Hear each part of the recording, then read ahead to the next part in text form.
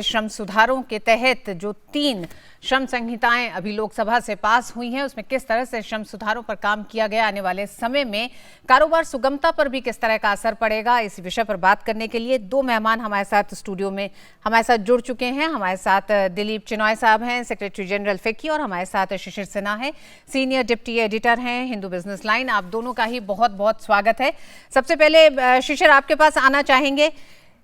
इन संहिताओं की एक लंबे समय से इंतजार भी था, क्योंकि 73 सालों में कुछ ऐसे मसले रहे हैं मजदूरों के जिन्होंने ट्रेड यूनियनों को भी स्थापित किया, उनको जन्म दिया, एक संघर्ष रहा है देश में। क्या आपको लगता है ये तीनों संहिताएं जो हैं, और इससे पहले जो वेज को लेके जो संहिता 2019 में ही पास हो चुकी है, उन तमाम एक तरह से सवालों को अब खत्म करती हैं जिनको लेके ट्रेड यूनियंस हमेशा से सक्रिय रही हैं?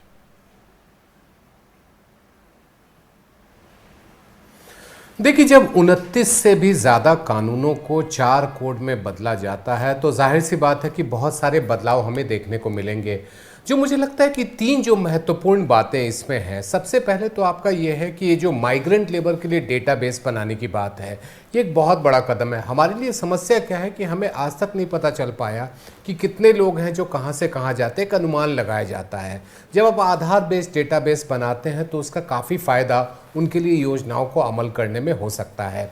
दूसरा, जो कि गिग वर्कर्स या प्लेटफॉर्म वर्कर्स, गिग वर्कर्स या प्लेटफॉर्म वर्कर्स कौन है? जिनको आप टेम्प्रोरी वर्कर्स कहते हैं, या जैसे आपके ऐप बेस्ड जो ड्राइविंग करते हैं उन वर्कर्स को लाते हैं।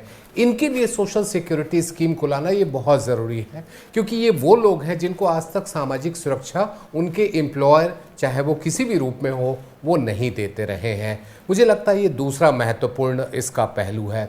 तीसरा माफ़ कीजिएगा, जो तीसरी बात इसमें कही गई है, जो कि उन गिग वर्कर्स के लिए या प्लेटफॉर्म वर्कर्स के लिए, उनको अगर ESIC का फ़ायदा मिलता है। देखिए, आज के दिन में हम सभी जानते हैं कि स्वास्थ्य सेवाएं जो हैं, ख़ासतौर पे कोविड संक्रमण के दौर में उनकी कीमत कितनी ज़्यादा हो चुकी है, उनके लिए हम क्या फ़ायदा दे सकते हैं। ये 3 महत्वपूर्ण बातें। इसके अलावा जो एक और मुझे महत्वपूर्ण लगा, जो फिक्स्ड टर्म एम्प्लॉयमेंट में ग्रेच्युटी की बात थी। देखिए, आज के दिन में हम सभी जानते हैं कि 5 साल आपको कम से कम काम करना है, उसके बाद आपको ग्रेच्युटी का फ़ायदा मिलता है अगर आप रेगुलर एम्प्लॉयमेंट में होते हैं तो।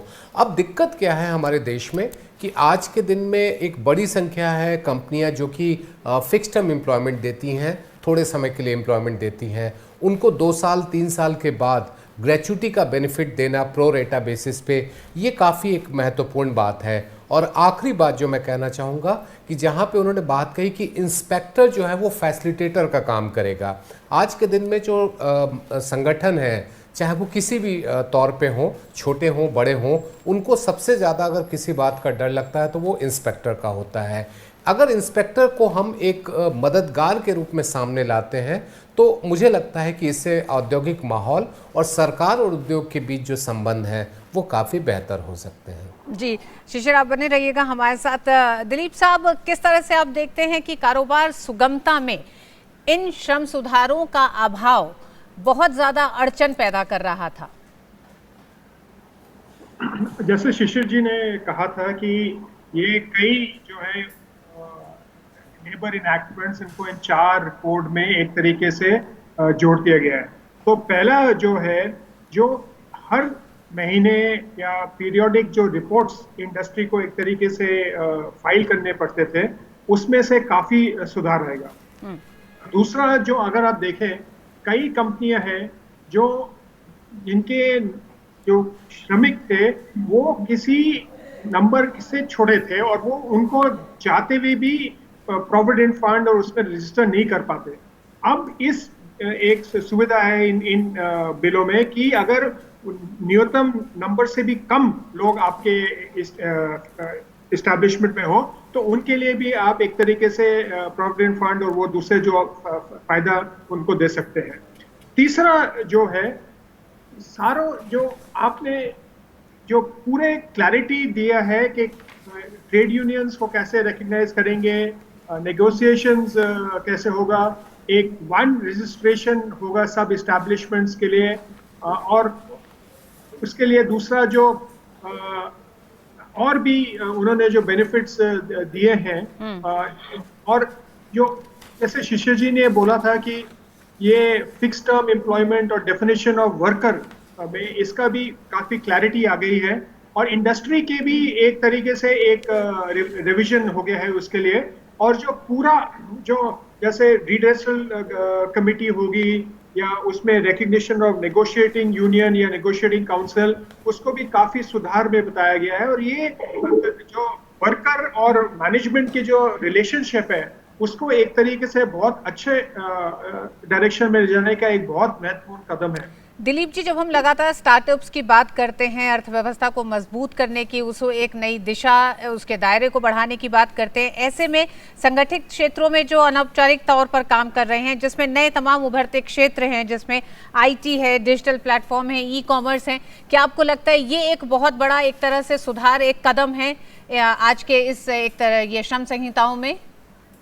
बिल्कुल सही है ऋतु जी, जैसे आप कह रहे हैं। इसमें जो है, आप अगर तीनों जो बिल्स में देखें तो इसमें इम्पैक्ट ऑफ जो टेक्नोलॉजी है हर बिल में एक तरीके से लिया गया है। जैसे कि गिग वर्कर है, और जो जैसे कि आपने कहा था ये जो आईटी स्टार्टअप्स में या ये ओला उबर जैसे कंपनी में जैसे काम करते हैं, उनके लिए एक बहुत ही महत्वपूर्ण थिंग, और माइग्रेंट वर्कर्स के लिए भी काफी सुविधाजनक है। और जो उन्होंने अलग अलग टाइम पे जो रिफॉर्म्स किए थे, इनको सबको लेकर के एक ही 3 या 4 बिल में, क्योंकि एक तो बिल पहले ही पास हो गया था, तो ये 4 कोड में लेके आए हैं। ये काफी एक तरीके से वर्कर के लिए भी अच्छा है, मैनेजमेंट के लिए भी अच्छा है, और एक तरीके से पूरा जो इंडस्ट्रियलाइजेशन और जो आगे जाकर के जो प्रोडक्टिविटी इंप्रूवमेंट्स देखेंगे, जो पूरे रिलेशनशिप देखेंगे, वो इसके लिए एक बहुत ही अच्छा कदम है। शिशिर, ये पूरी ये एक तरह से जो नया कानून बनेगा, क्या उसमें मजदूर की परिभाषा को सीमित किया गया है या उसके दायरे को और बढ़ाया गया है? देखिए, मजदूर की परिभाषा में जब आप अनौपचारिक क्षेत्र के कामगारों को भी शामिल करते हैं तो वो जाहिर सी बात है काफ़ी दायरा बढ़ जाता है। और एक और बात जो कही गई कि 18,000 रुपये तक की तनख्वाह, देखिए आपको याद होगा कि 7वें वेतन आयोग में जो न्यूनतम जो वेतन जो है वो 18,000 रुपये का तय किया गया था, तो उसी परिभाषा को बाकी क्षेत्रों के लिए भी लागू करने की बात की गई है। देखिए, आज के समय में परेशानी क्या है, आप कहते हैं कि आपके पास 50 करोड़ आपके पास लेबर फोर्स है, आपको ये देखना होता है कि इसमें से कितने जो हैं वो अनौपचारिक क्षेत्र में और कितने आपके औपचारिक क्षेत्र में हैं। अगर आप 40-42 करोड़ का रेशियो लेकर के चलें जो कि अनौपचारिक क्षेत्र में आते हैं। दूसरा क्या होता है कि आपके ज़्यादातर वर्कर्स के लिए जो है एक फिक्स टर्म सैलरी नहीं होती है। एक अनुमान ये लगाया जाता है कि जो 5 कामगार होते हैं उसमें से एक ही होता है जिसको एक फिक्स सैलरी मिलती है। जब आप इन सारे डेफिनेशंस को आप क्लियर करते हो कि गिग वर्कर क्या है, प्लेटफॉर्म वर्कर क्या है, कैजुअल वर्कर क्या है, फिक्स टर्म एम्प्लॉयमेंट क्या है, तो इससे क्या होता है कि वर्कर्स और इंडस्ट्री के लिए एक स्थिति साफ हो जाती है। मुझे लगता है कि एक कामगार की परिभाषा स्पष्ट की गई है, इसे छोटे या बड़े की बात की जगह पे मैं कहूँगा स्पष्ट की गई है। बहुत सारे तत्वों को शामिल किया गया है और बहुत सारे पॉइंट्स ऐसे थे जहां पर पिछले हम 74 सालों से स्पष्टता नहीं देख रहे थे, वो स्पष्टता लाने की कोशिश की गई है। महिलाओं को लेकर भी एक तरह से कह सकते हैं एक बड़ी मानसिकता के साथ और इस बड़ी भारत की बदलती अर्थव्यवस्था में उनकी जगह को भी बहुत ज्यादा एक तरह से उल्लेखनीय तरीके से स्थापित करता हुआ है ये कानून, जब ये कानून का रूप लेगा। बिल्कुल, 2 बात जी, बिल्कुल, इसमें 2 चीज़ें अगर आप देखें, एक तो पहली बात है कि पे पैरिटी, वेज पैरिटी की बात है, और दूसरा जो कि काफ़ी महत्वपूर्ण है वो आपका नाइट शिफ्ट में काम करने का है। वो वाली जो बात इसमें स्पष्टता दी गई है, मुझे लगता है कि ये महिलाओं को जब आप बराबरी की बात करते हैं, उनको एम्पावर्ड करने की बात करते हैं, तो उनके लिए इस चीज़ में उनको बराबरी देना कि आप नाइट शिफ्ट में पुरुषों के बराबर काम करें। हाँ, उसके लिए उद्योग को काफ़ी कुछ इंतज़ाम करना पड़ेगा, चाहे वो सुरक्षा की बात हो, उनको लाने ले जाने की बात हो, उस पर काफ़ी ज़्यादा ध्यान देना होगा। और एक और बात यहाँ पर यह है कि जो मैटरनिटी बेनिफिट की बात की गई है वो भी काफ़ी महत्वपूर्ण है।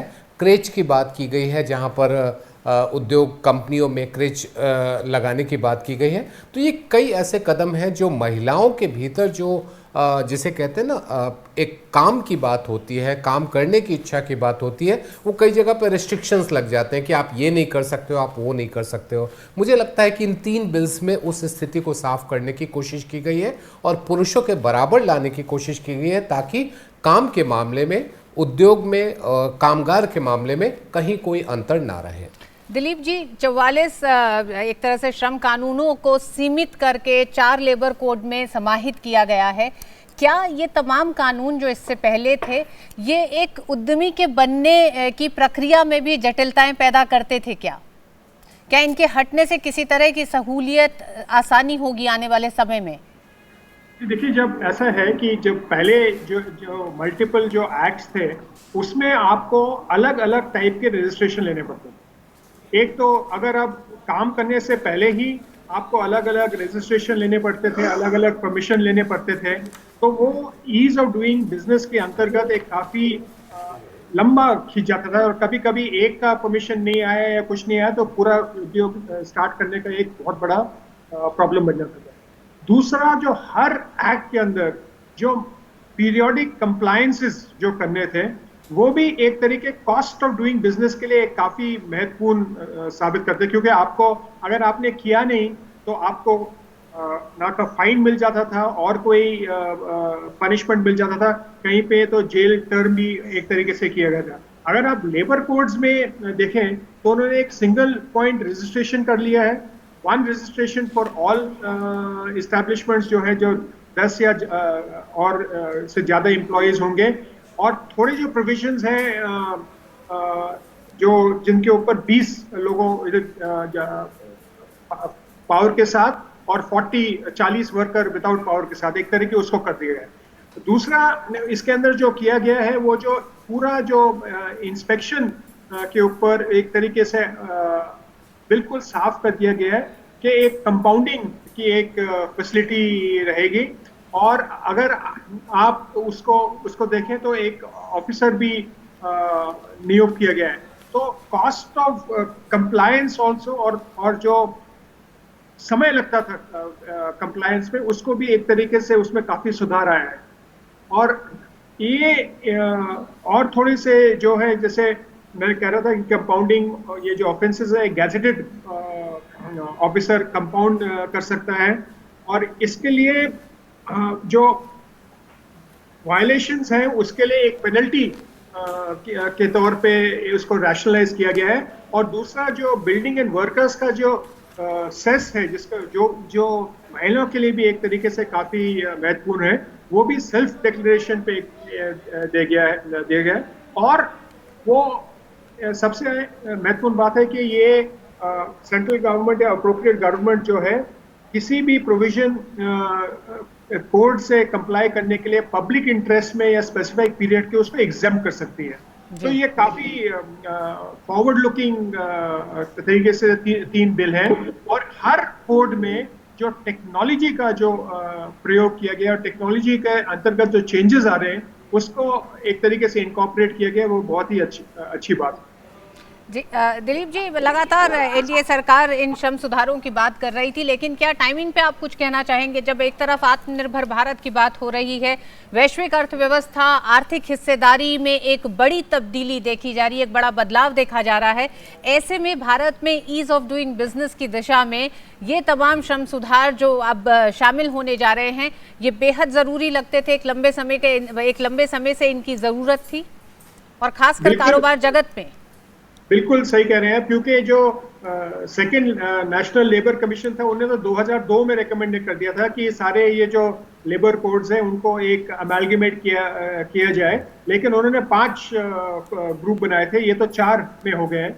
और दूसरी बात जो है, क्योंकि ये 2019 में इंट्रोड्यूस किए गए थे पार्लियामेंट में, और वो स्टैंडिंग कमेटी के थ्रू गए हैं। और अब क्योंकि पार्लियामेंट कन्वीन करने में, क्योंकि कोविड के द्वारा उसमें एक तरीके से डिले हो गया था, लेकिन इस सदन में, इस सेशन में ये तीनों बिल एक तरीके से पास होना बहुत ही एक हिस्टोरिक स्टेप है। एक्चुअली लेबर लॉ और लेबर लेजिस्लेशन में भारत में अगर आप इसको देखें तो ये काफी हिस्टोरिक स्टेप है और एक काफी कंसल्टेशन और डिस्कशन के बाद किया गया है।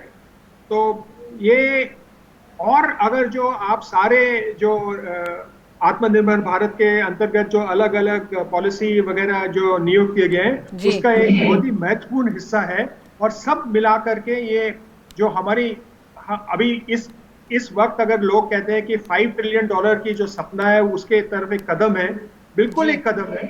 और ये आगे जाकर के इसका जो फायदे हैं जो वर्कर्स के लिए हैं, जो ट्रेड यूनियंस के लिए और एम्प्लॉयज के लिए बिल्कुल साफ नजर आए।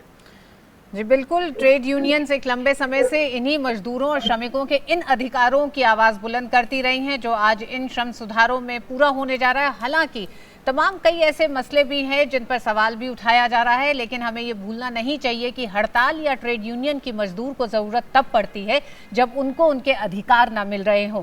अगर अधिकार इन 3 श्रम संहिताओं में सुरक्षित किए जाते हैं तो आने वाले समय में शायद इन तमाम विकल्पों की भी ज़रूरत नहीं पड़ेगी। बहुत बहुत शुक्रिया शिशिर साहब आपका भी और चिनॉय साहब आपका हमारे साथ जुड़ने के लिए इस विषय पर।